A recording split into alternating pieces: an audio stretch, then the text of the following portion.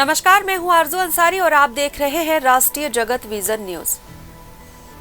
छत्तीसगढ़ के उप मुख्यमंत्री अरुण साव ने पूर्व मुख्यमंत्री भूपेश बघेल पर पलटवार किया है।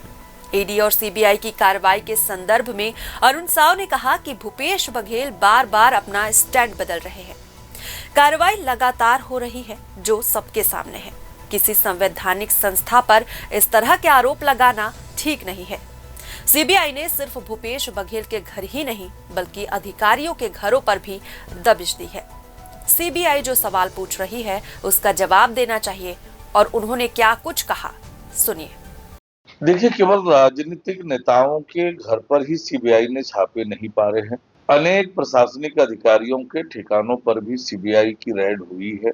आईपीएस हो, आईएएस हो, अन्य प्रशासनिक अधिकारी हैं, वहां पर भी सीबीआई जांच करने पहुंची है और इस बात से इनकार कोई नहीं कर सकता कि जिन मामलों की जांच सीबीआई ईडी कर रही है वो घोटाले कांग्रेस की सरकार के समय हुए। भूपेश बघेल जी मुख्यमंत्री थे और तब से वो जांच चल रही है। जांच कोई आज शुरू की गई है ऐसा नहीं है और इसलिए कांग्रेस का जो आरोप है, कांग्रेस के नेताओं के जो आरोप है, वो रटा रुटाया और घिसा पीटा आरोप है। इसमें किसी तरह की राजनीति नहीं है। जांच एजेंसियां जांच के प्रक्रम में ये जांच करने पहुंची है। जांच सतत प्रक्रिया है।